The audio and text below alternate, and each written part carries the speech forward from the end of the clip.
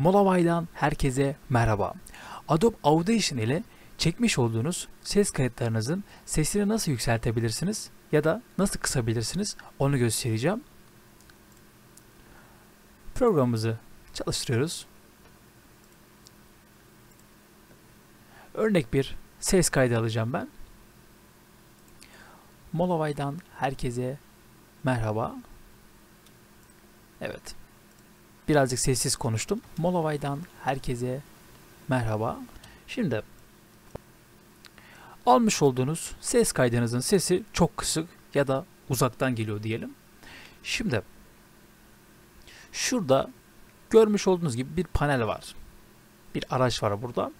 Şimdi bunu şöyle sağa doğru kaydırdığımız zaman şuradaki değerlerin değiştiğini görebiliyorsunuz.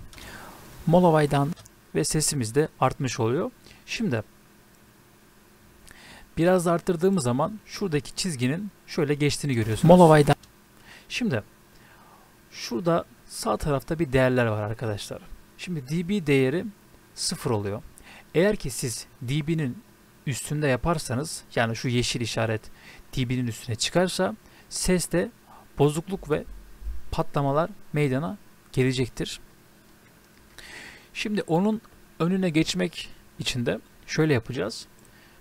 Şimdi şurayı şöyle seçiyoruz ve şuradan şöyle düşürüyoruz.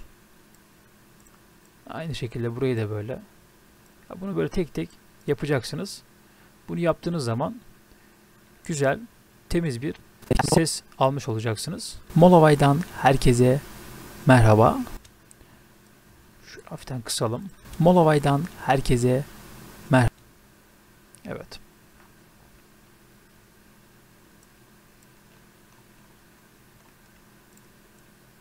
Şöyle gördüğünüz gibi. Şimdi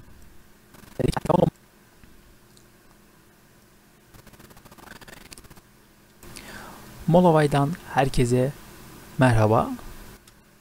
Şimdi burada sesimizi yükseltmeye gösterdik.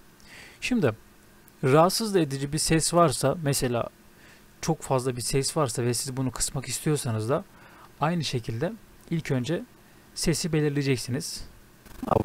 Mesela şurada ne diyor? Merhaba. Merhaba diyor. Mesela buradaki ses çok aşırı gürültülü geldi bana. Bunu ben kısacağım. Yani şuradaki sese göre birazcık düşüreceğim bunun seviyesini. Şöyle merhaba. Herkese merhaba. Şöyle bakacak olursanız herkese merhaba.